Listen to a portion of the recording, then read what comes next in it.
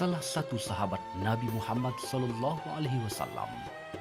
Abdullah bin Huzafah Az-Sahmi, adalah panglima kaum muslimin yang pada saat itu diberangkatkan oleh Umar bin Khattab untuk ikut serta dalam pembebasan negeri Syam. Ia diberi misi memerangi penduduk Kaisaria, sebuah kota benteng di wilayah Palestina, tepatnya di tepi Laut Tengah. Namun, dalam pertempuran, ia gagal dalam salah satu pertarungan. Sahabat Rasulullah ini pun akhirnya tertangkap oleh tentara Romawi. Dari salah satu tulisan Muhammad Amin Al-Jundi dalam bukunya Hiburan Orang-orang Saleh, dikisahkan sosok Abdullah bin Huzafah pun dibawa pulang oleh tentara tersebut menuju negeri mereka. Kepada Raja Romawi, mereka menyatakan bahwa ia adalah salah satu sahabat dari Muhammad. Mendengar hal itu, sang raja pun merasa memiliki kesempatan untuk menyakiti dan menyiksa kaum muslimin. Ia pun ingin melihat sosok dari Abdullah bin Huzafah secara langsung. Ia ingin menguji seberapa kuat agama yang ia miliki dan ingin menjauhkannya dari agama Islam. Maka sang raja pun memulai dengan memberikan bujukan dan penawaran. Kepada Abdullah bin Huzafah ditawarkanlah berbagai pilihan yang sangat menggiurkan. Pertama-tama, ia diberikan pilihan untuk memiliki sejumlah harta yang banyak. Lalu, ia diberikan penawaran akan dinikahkan dengan sang putri kerajaan, bahkan seluruh harta dan kerajaan yang ia miliki.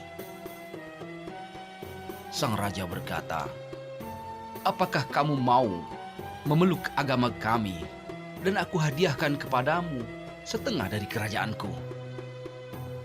Lalu apa kata Abdullah bin Huzafah menjawab pertanyaan Raja Romawi?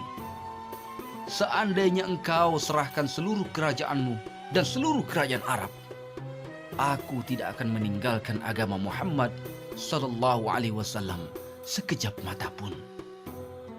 Lalu Raja Romawi pun berujar, "Kalau begitu, aku harus membunuhmu." Dan oleh Abdullah bin Huzafah dijawab, "Silakan saja." Subhanallah. Lalu sang sahabat pun dimasukkan ke dalam penjara dan sama sekali tidak diberi makan ataupun minum selama 3 hari berturut-turut. Setelah itu ia ditawari segelas minuman arak dan daging babi sebagai penawar dahaga dan lapar yang ia jalani selama 3 hari.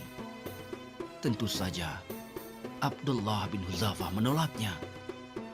Selama beberapa hari ke depan bahkan, ia tidak mau menyentuh makanan dan minuman yang ada, sehingga ia hampir mati. Melihat hal ini, sang raja mengeluarkan ia dari penjara dan bertanya, "Apa yang membuatmu tidak mau meminum arak dan memakan daging babi, padahal engkau dalam kondisi kelaparan dan terpaksa?" Sahabat menjawab, "Ketahuilah, kondisi darurat memang telah menjadikan hal itu halal bagi saya, dan tidak ada keharaman bagi saya untuk memakan dan meminumnya.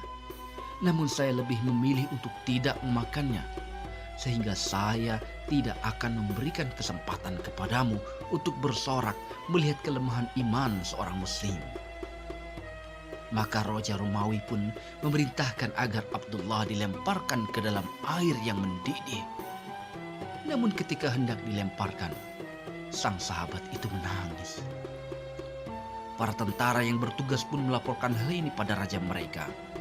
Mereka mengira Abdullah bin Huzafah menangis karena takut mati, serta menunjukkan bahwa ia mundur dari posisinya dan membatalkan ketetapan hatinya, serta mengabulkan keinginan sang raja untuk memeluk agama mereka.